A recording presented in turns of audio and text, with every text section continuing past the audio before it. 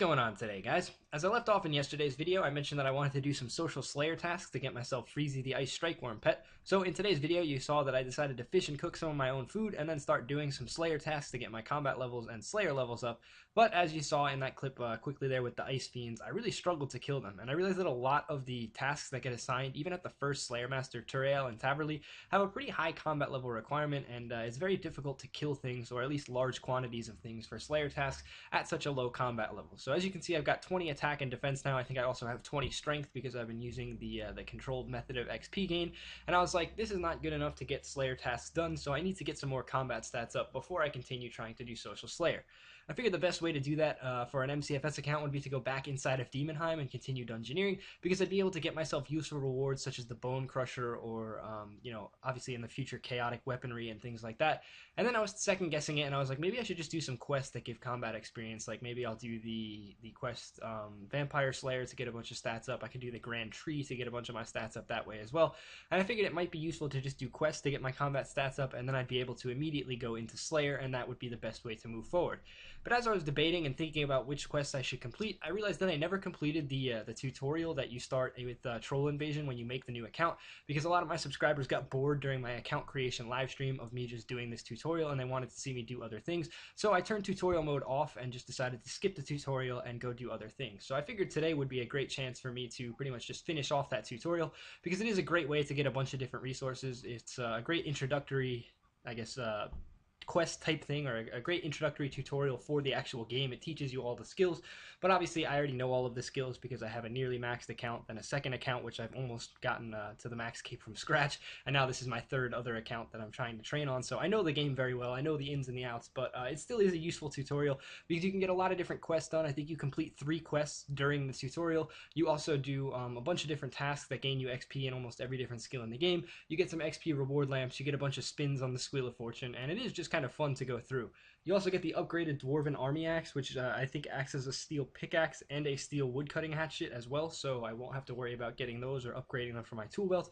I can just use the Dwarven Army Axe and they will work as a steel or better tool for me, so that's pretty useful to have as well, because obviously right now my stats are at a point where I can only use like mithril tools anyway with mining and with woodcutting. So as I move higher into the future, I might just use the Dwarven Army Axe until like 31 or maybe even 41, and then just go straight for the runite tools, because that would obviously be the most effective way to go forward, and I won't have to camp random arbitrary monsters to try and get mithril, then adamant, and then rune. I think steel might be a decent way, at least for woodcutting, maybe not so much for mining, but it definitely seems like a good option to just go ahead and woodcut straight to 41 woodcutting, and then work on getting myself a rune hatchet so I can go ahead and use that.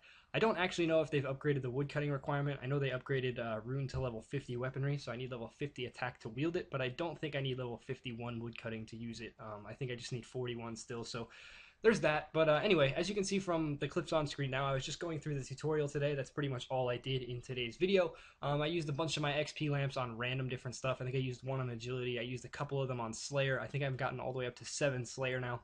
I also saw a comment on my last video saying that I can do the Varrock Museum basement to get 1k Hunter and also 1k Slayer XP. So I forgot about that completely. I definitely want to go ahead and do that, but I just haven't had the time to run over to the museum and do it yet. I think that takes about maybe 20 minutes when you use the guides to know all of the correct answers for the museum exhibits, but I don't want to use a guide, obviously, so I'm going to have to do it just trial and error and guessing, and it will probably take me an hour to complete the whole basement floor of the museum. But when I get that done, I'll get a free 1k Hunter XP and a free 1k Slayer XP, which should get me to like 15 or so Slayer, and then I'll be able to use some more valuable, I guess, I'll be able to get some more valuable creatures assigned, some actual Slayer-specific creatures like cave crawlers that can actually give me valuable drops like bronze boots. And I know bronze boots are not a valuable drop to most players, but since I have no boots currently, it would be definitely an upgrade in terms of armor. And as I mentioned before, I'm taking a lot of damage from my Slayer tasks, and I'm currently not really high enough of a combat level to complete all of the tasks. So being able to upgrade my buffs and my defensive stats and my armor rating will definitely be helpful, and my life point boost, because obviously that will aid me in getting through tasks quicker. I'm not really sure what my main goal is. As I mentioned in the last video, I was trying to come up with one long-term goal to complete, and I mentioned that I was thinking about 90 plus dungeoneering, 99 divination, or 90 smithing as well as another one that is possible as an alternative. So I'm not sure really which one I want to go for. I know I want to continue dungeoneering regularly, so I'll probably be doing at least 1 or 2 floors a day on this account. And in addition to that, you'll also see me doing quite a bit of divination every day because I really like that skill. And ever since release, I just kind of decided that it's one of my favorite skills in game. So I really like to continue training that just for enjoyment and pleasure as well. And another goal that I'm going to kind of add as a side goal now is to do at least 1 or 2 quests per day. And that kind of brings me to my next topic of conversation for this video. I don't really know how I should do quests because there's a lot of different options for how I could show you guys my quest completions. I could do a live commentary video for some quests, like just make a video going through the entire quest with live commentary so you guys can see how I quest without guides and how long some parts are and how long they take and how frustrated I can get. I could also just show you quest completion like with live commentary, or I could just record the full quest without commentary and speed it up and edit it to show you all of the usable parts. Or alternatively, I could do live streams for quests. And a lot of people jump at the opportunity when they hear the word live stream. They're just like, go ahead, do it, go more live streams, please, so I have stuff to watch while I skill. But honestly, I think with this one, you have to keep in mind that I would literally be doing quests, which most people think are the most boring things in game, and most people hate doing quests, so I can't imagine them like really wanting to interact with a live stream of me completing quests. So yeah, it's totally up to you guys. I could live stream quests. I think it could be cool because you guys could offer me some insight, and maybe if I get stuck on some parts, you could help me and direct me or guide me in the right direction, hopefully without giving it away, because the whole point is to figure it out yourself and not use quest guides. So if I were to be doing the quest on stream and you guys were just looking at a guide and telling me exactly what to do and where to go, that would kind of defeat the purpose of not using guides. But maybe if you've done that quest recently, you're watching the stream and you know like you got stuck as well on the same part, and you can kind of give me at least a hint or a clue as to where I'm supposed to go or what I'm supposed to do. I think it could be cool to complete quests with interaction from other players.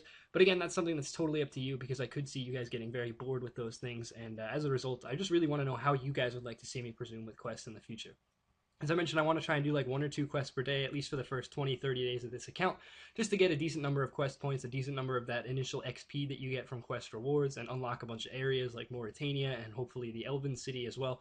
It'd be cool to get all those things done, maybe aim to unlock all of the rest of the lodestones, like get up the desert treasure in the desert done and a lot of things like that. So there's a lot of plans that I have, but again, this is all really up in the air because this whole channel is brand new still, this whole account is brand new still, and I really want you guys to play a large part and have a huge hand in deciding where I go in the future of this account, where the future of this series and this channel goes, and how you would like the style of uploads to go.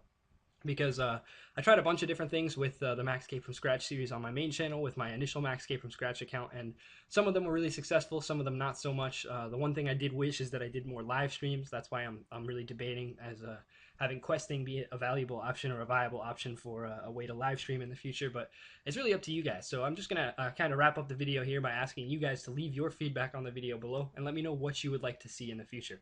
Obviously for this video, I just did pretty much the entire basic tutorial and the intro to the game, and I just sped it up in the background and talked over it with my plans and the things that I want you guys to leave feedback on. So this is one way that I could do quests in the future, you know, is just kind of do this, like this format where I speed things up. That's the way that I generally did it in the uploads on my old Max Cape from Scratch series.